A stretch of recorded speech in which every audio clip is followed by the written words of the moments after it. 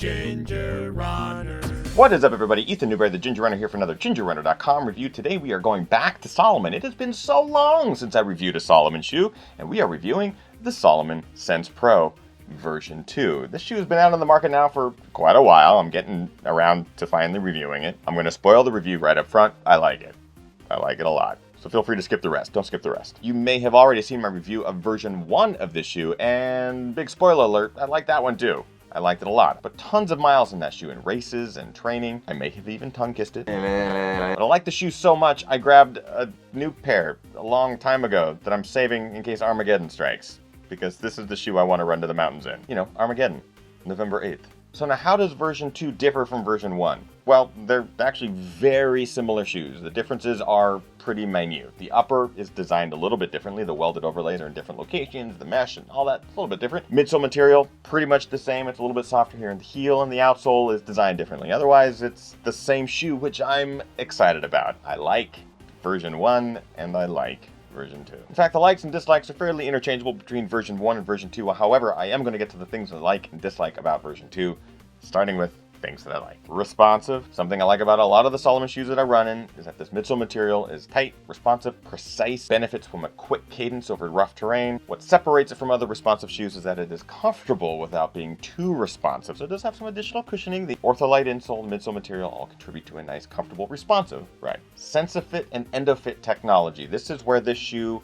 fits your foot better than many. The tongue, being gusseted, has this nice, elastic fit treatment that just grips to your foot. As soon as you slip your foot in there, this thing just hugs it in a warm embrace. The Nick Offerman of shoes. Weird reference, but it is so good. The grip. Contra grip outsole. While the outsole lugs have been redesigned from version 1, you don't lose much grip. In fact, you gain a little bit. It's great, again, for dry, rocky conditions. If you're running in sloppy, wet, and muddy conditions, you're going to lose a bit of the grip because the lugs aren't very deep. That's fine. There are other shoes that are good for that. But as far as grip is concerned, it's fantastic. I really like it for those technical terrain days. Comparable to the Brooks Mazama, New Balance Vazzi Summit, even the Pearl Izumi Trail series. Plenty of grip. Let's move on to things that I dislike. Sizing. This is where this differs slightly from version 1. I'm an 11 across the board. However, there is a bit more volume in this shoe compared to version 1, which is beneficial to some people, those who have a bit wider midfoot. But with that added volume, you're not going to get quite as precise a fit as the previous versions. In fact, my lacing system tends to touch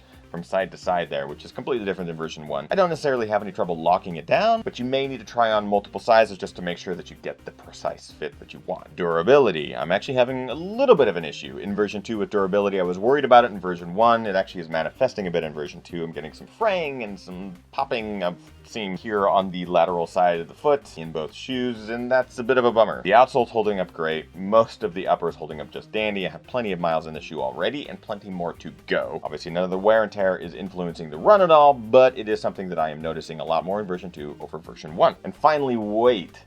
Oh boy, someone's been eating at the cake table, besides myself. About an ounce heavier than version 1. Could be that added volume, could be that additional upper material, could be the Pro Film midsole. There are a number of contributing factors that could be adding that 1 ounce, but the fact that it is 1 ounce heavier than previous version makes the tears in my eyes drip. Regardless, I just hate it when a shoe gets heavier with each version. I hope this thing goes on a bit of a diet or goes paleo between version 2 and version 3. And that is it for dislikes. So as you can see, it's very similar to version 1. Of course, this is my Armageddon pair, so it's brand new, spanking clean. Not a lot of differences, so if you were familiar with version 1, you are going to love version 2. And of course, I always have to get to the points. We start with quality. I'm going to give it 4 out of 5. We're still dealing with high quality materials here. The shoe will be durable and last you a long time. You might get a bit of wear and tear in the upper, but it won't be a huge issue. 4 out of 5. Comfort, I am also going to give this 4 out of 5. I think this is one of the more comfortable, responsive shoes that I wear. When a shoe becomes too responsive, sometimes it's just annoyingly stiff and uncomfortable. This is not necessarily so, especially with the ortholite insole. Gives you good long haul cushioning and comfort when you need it. It's no Hoka, but it's certainly not designed to be. Price, I'm going to give it 4 out of 5. At $130, it is at that tipping point between being too expensive and just affordable enough. I wish you would drop a couple dollars there, but $130, you are getting a lot of shoe that will last you a good amount of time for both training and racing, and that's a good deal. And finally, looks. 4 out of 5. I think it's a good looking shoe. I like the blue, I like the black. They also have another version that's red and blue, which I think is dynamite. Solid looking, exciting shoe. It is good. That brings our grand total to 16 out of 20. A solid score for the Salomon Sense Pro 2, especially being the second version of a shoe that I already like. I always worry that a shoe is going to take a step back. And while this definitely has its problems compared to version 1, it's not detrimental to the performance of the shoe, and it is exactly what I expected. So finally, is it a buy, a try, or a why? I'm going to give this a solid buy try. If you have not run in a Salomon shoe, or you run in a Pearl Izumi, Brooks Mazama, New Balance Vazi Summit, or a more responsive trail shoe, you should give this one a shot. If you are already familiar with Salomon, then you are going to go ahead and go for the buy. So my final call on the Salomon Sense Pro version 2 is to you. Have you run in this shoe before? It's been out for a while, so maybe you have. In the comments below, let us know what your experiences have been like, so those who are new to this shoe can read and form their own educated opinions on this shoe. That is it for today's review. Hope you guys liked it. If you did, make sure that you like, favorite, and subscribe to this channel, youtube.com/thegingerrunner. Of course, I'm doing 2 new videos every single week. And subscribe across all the social networks. And if you want to help keep the lights on and the mics hot, please visit patreon.com/thegingerrunner. For as little as $1 a month, you help keep this show alive. That is it. I hope you guys are getting out there, training hard, racing harder, and partying the hardest. I know I am. I'll see you guys next week. Goodbye.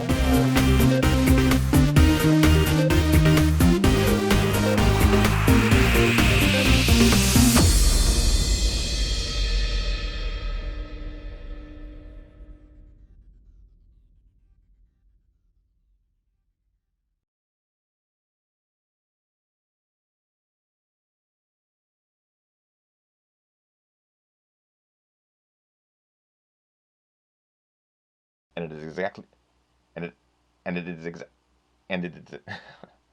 is exactly